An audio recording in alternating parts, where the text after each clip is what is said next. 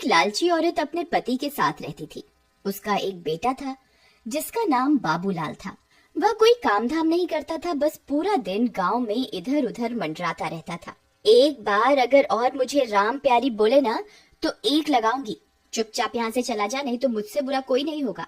अरे सुमन, तुम गुस्सा क्यों होती हो? तुम मुझे बहुत अच्छी लगती हो। मैं तुमसे शादी करना चाहता हूँ। मुझसे शादी के सपने छोड़ और निकल यहाँ से। बड़ा आया शादी करने वाला। फिर इतना बोलकर सुमन गुस्से में वहाँ से चली जाती है। तभी बाबूलाल का दोस्त वहाँ से गुजर रहा होता है।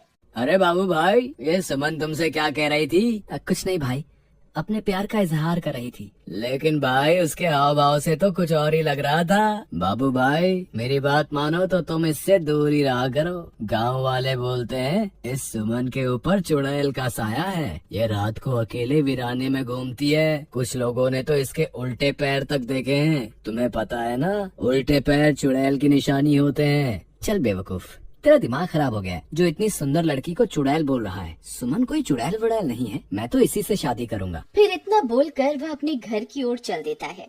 माँ, अब मेरी शादी की उम्र हो गई है। मेरी किसी सुंदर सी लड़की से शादी करवा दो ना। हाँ हाँ, क्यों नहीं। अगर राजा बेटा का कोई और भी अरमान है तो वो भी बता दीजिए। आपके सारे अरमान एक साथ ही पूरे करवा देंगे। काम धाम तो कुछ करना नहीं है। तेरी उम्र के सारे लड़के कुछ ना कुछ काम कर रहे हैं और एक तू है पूरा दिन घूमता रहता है और मुफ्त की रोटियां तोड़ता रहता है। भला तुझ जैसे लड़के को कोई अपनी लड़की क्यों देगा? पहले कोई काम धाम करके कुछ पैसे वैसे कमा के दिखाओ, फिर शादी के सपने देखना। चल भाग यहाँ से, आवारा कहीं का। तो किसी काम धाम का नहीं है। देखो ना माँ, पिताजी हमेशा मेरी बेइज्जती करते रहते हैं। किसी दिन मैं घर छोड़ के ही चला जाऊंगा। अरे नहीं नहीं बेटा, कैसी बातें कर रहे हो? ये सब तुम्हारा ही तो है। अजी आप तो रह नहीं दो।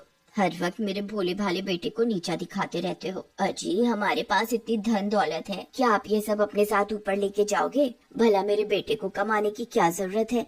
माँ, मुझे सुमन बहुत पसंद है। तुम उसके घर मेरा रिश्ता लेकर जाओ ना। ठीक है, मैं कल ही सुमन के माता पिता से तुम्हारे रिश्ते की बात करने जाऊंगी। फिर अगले दिन बाबूलाल की माँ सुमन के घर रिश्ता लेकर जाती है और उन्हें अपने पैसों का रुबाब दिखाती है। देखिए बहन जी, आप बहुत अमीर लोग हैं और हम गरीब। मेरे पास आपको देने के लिए कुछ भी नहीं है। तुम्हारी किस्मत बहुत अच्छी है जो तुम्हारी लड़की की शादी मेरे बेटे से हो रही है। बस तुम सुमन की शादी मेरे बेटे से करवा दो, मुझे तुमसे कुछ नहीं चाहिए। इतना बोलकर वह वापस अपने घर की ओर चल देती है। अगले दिन सुमन और बाबूलाल की शादी हो जाती है। बाबूलाल सुमन से शादी करके फूला नहीं समाता। रात होने पर बाबूलाल और सुमन अपने कमरे में सो रहे होते हैं। तभी सुमन उठती है और सीधा घर से बाहर निकल जाती है और जंगल की ओर चल पड़ती है। बाबूलाल के दोस्त को सुमन पर पहले से ही शक होता है, इसलिए वह उस पर पहले से ही निगरानी रखे हुए होता है। अरे ये भाभी इतनी रात गए कहाँ जा रही है? मुझे इनका पीछा करना होगा। फिर चीमा सुमन का पीछा करने लगता है। तभी चलते चलते सुमन के पैर उल्टे हो जाते हैं। अरे मर गए रे, इसके तो पैर ही उल्टे हो गए। मेरा शक सही निकला, ये तो चुड़ैल निकली। तभी देखते ही देखते सुमन चुड़ैल में बदल जाती है और गुफा के अंदर घुस जाती है। चीमा की आंखें फटी की फटी रह जाती हैं। फिर वह भी उसके पीछे पीछे गुफा के अंदर घुस जाता है। ऐ हैवानों के देवता, मैं आपको 9 बलि चढ़ा चुकी हूँ। बस एक बलि और चढ़ाते ही मैं सर्वशक्तिमान बन जाऊंगी। फिर मैं इन शक्तियों से पूरी दुनिया पर राज करूंगी। मुझे अभी के अभी सारी बात बाबूलाल को जाकर बतानी होगी। फिर वह सीधा भागता हुआ बाबूलाल के घर जाता है और खिड़की से उसे आवाज देता है। बाबू भाई उठो, मुझे तुम्हें बहुत जरूरी बात बतानी है, जल्दी उठो। अरे क्या हुआ भाई, इतनी रात तुम यहाँ क्या कर रहे हो? भाई मैंने तुम्हें पहले ही कहा था कि तुम्हारी बीवी चुड़ैल है, लेकिन तुमने मेरी बात का विश्वास नहीं किया था। भाई मुझे लगता है कि तुम्हारा दिमाग खराब हो गया है, जो ये बहकी बहकी बातें कर रही हो। अच्छा तो ये बताओ कि क्या सुमन घर पे है? इतने में सुमन वहाँ आ जाती है। क्या हुआ चीमा भैया, इतनी रात गए कैसे आना हुआ? चीमा सुमन को घर पर देखकर हक्का बक्का रह जाता है। अब कुछ नहीं भाभी जी, मैं तो बस यहाँ से गुजर रहा था तो सोचा बाबू से मिलता चलूं। अच्छा अब मैं चलता हूँ। इतना बोलकर चीमा वहाँ से दुम दबा के भाग जाता है। अजी क्या हुआ, ये आपका दोस्त आपसे क्या कह रहा था? कुछ नहीं, बस ऐसी ही बेकार की बातें कर रहा था। चलो अब तुम सो जाओ, रात बहुत हो गई है। फिर सुबह होने पर वह सेठानी गुस्से से लाल हो जाती है क्योंकि सुमन अभी तक सो रही होती है। ए बहुरानी, अभी तक सो रही है क्या? घर का काम कौन करेगा? चल जल्दी उठ, मैंने काम वाली की छुट्टी कर दी है। आज से घर का सारा काम तुझे ही करना है। फिर सेठानी के जोर जोर से चिल्लाने की वजह से सुमन की नींद खुल जाती है और वह गुस्से से लाल हो जाती है। रुक बुढ़िया, तुझे मैं अभी बताती हूँ। फिर सुमन गुस्से में बाहर आती है। ए बुढ़िया, क्यों शोर मचा रही है सुबह सुबह? मेरी सारी नींद ही खराब कर दी। अरे दैया, इसकी हिम्मत तो देखो, मुझे बुढ़िया बुला रही है। ए, तेरी इतनी हिम्मत, मुझे बुढ़िया बोलेगी? चुपचाप घर का ये सारा काम निपटा दे। तेरे माँ बाप ने वैसे भी दहेज में फूटी कौड़ी भी नहीं दी है। मैं कोई काम वाम नहीं करने वाली, जो करना है कर लो। तेरी इतनी हिम्मत, मुझे मना करेगी? रुक, तुझे अभी बताती हूँ। अरे मर गई रे, ये क्या हो गया? ए, तेरी इतनी हिम्मत, मुझे अभी के अभी छोड़ दे। बाबू बाबू, ओ बाबू, देख तेरी बीवी मेरे साथ क्या सलूक कर रही है। जल्दी आ, मुझे इससे बचा, नहीं तो ये मेरे सारे बाल नोच डालेगी। फिर अपनी माँ की चीख पुकार सुनकर बाबू दौड़ा दौड़ा अपने कमरे से निकलकर वहाँ पहुँच जाता है। वह यह सब देखकर हैरान रह जाता है। ए सुमन, तेरी इतनी हिम्मत, तू मेरी माँ के साथ ऐसा सलूक करेगी? अभी के अभी मेरी माँ को छोड़ दे, वरना अच्छा नहीं होगा। फिर सुमन उसे छोड़ देती है और सीधा अपने कमरे में चली जाती है। माँ, आप ठीक तो हो ना? आपको कुछ हुआ तो नहीं ना? मैं ठीक हूँ बेटा, मैंने तो बस इसे घर का थोड़ा काम करने को कहा था और इसने मेरी तो धुनाई ही कर दी। फिर बाबू परेशान होकर घर से बाहर निकल जाता है। वहाँ उसे उसका दोस्त चीमा मिलता है। क्या हुआ बाबू भाई, इतने परेशान क्यों हो? क्या तुम्हें पता चल गया कि तुम्हारी बीवी चुड़ैल है? मजाक मत कर यार चीमा, मैं वैसे ही बहुत परेशान हूँ। आज सुबह सुबह तो सुमन ने हद ही कर दी। उसने माँ के बाल पकड़कर उनसे बहुत बदतमीजी की। भाई, मैंने तो पहले ही कहा था कि सुमन कोई साधारण लड़की नहीं है, उसके ऊपर चुड़ैल का साया है।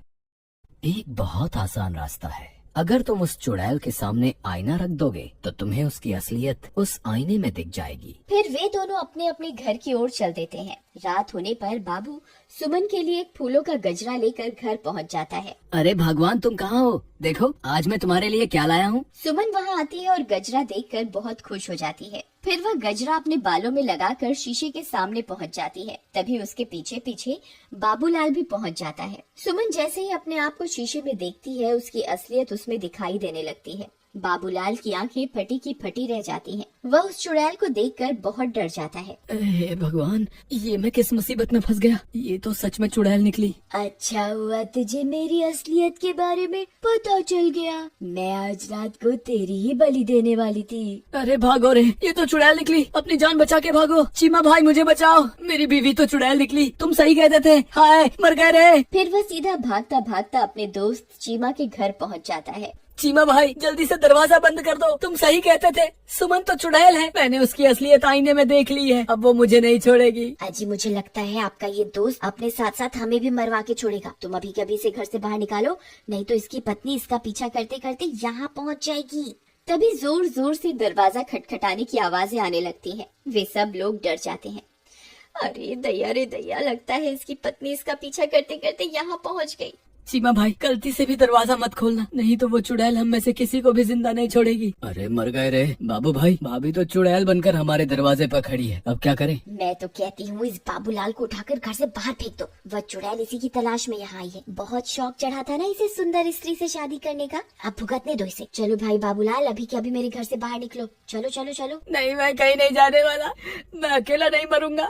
अगर तुमने मेरा साथ नहीं दिया तो मैं तुम्हें भी अपने साथ लेकर मरूंगा। अरे दैया, ये तो अपने साथ हमें भी मरवा के छोड़ेगा। अजी, आप ही कुछ कीजिए ना। बाबू भाई, मेरे घर में छोटे छोटे बच्चे भी हैं। अगर ये चुड़ैल इस घर में घुस गई तो हमारे साथ हमारे बच्चों को भी नहीं छोड़ेगी। कृपा करके तुम इस घर से निकल जाओ। ठीक है दोस्त, मैं अपनी वजह से तुम्हारे मासूम बच्चों की जान खतरे में नहीं डाल सकता। मैं अभी के अभी इस घर से चला जाता हूँ। शुक्र है भगवान का, इस आफत से जान तो छूटी। रुको मेरे दोस्त, अगर मरना ही है तो मैं भी तुम्हारे साथ मरूंगा। राधा, तुम अंदर बच्चों के पास चली जाओ। मैं अपने दोस्त को यूँ अकेला नहीं छोड़ सकता, मुझे अपनी दोस्ती निभानी होगी। अजी, आप पागल हो गए हैं क्या? वह चुड़ैल एक ही बार में आपकी जान ले लेगी। आप इसकी वजह से खुद को मौत के मुंह में क्यों धकेल रहे हैं? अगर मैंने आज अपने दोस्त का साथ नहीं दिया तो ये दुनिया कभी भी किसी की दोस्ती पर एतबार नहीं करेगी। अगर अपनी दोस्ती साबित करने के लिए अपनी जान भी देनी पड़ी तो मैं दे दूंगा। चलो बाबू भाई, मैं भी तुम्हारे साथ चलूंगा। चीमा भाई, मुझे तुम्हारी दोस्ती पर कोई शक नहीं है, लेकिन तुम मेरी वजह से अपनी जान मत दो। हम दोनों मिलकर भी इस चुड़ैल का सामना नहीं कर पाएंगे, हमारा मरना तय है। तुमने सही कहा, हम दोनों इसका मुकाबला नहीं कर पाएंगे, लेकिन मैं किसी को जानता हूँ जिसके सामने ये चुड़ैल पल भर के लिए भी नहीं टिक पाएगी। तभी चीमा भागकर घर में बने मंदिर की ओर जाता है। हे महाबली हनुमान, हम आपके बिना इस चुड़ैल का सामना नहीं कर सकते।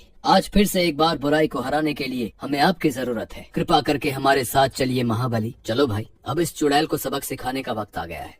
अरे वाह वाह। हम 2 नहीं है चुड़ैल, हम 3 हैं। बोलो महाबली हनुमान की जय, सियापति रामचंद्र भगवान की जय, पवन सुत हनुमान की जय। अरे अरे मर गई रे, ये तूने क्या कर दिया? हे भगवान मुझे क्षमा कर दो, मुझसे बहुत बड़ी गलती हो गई।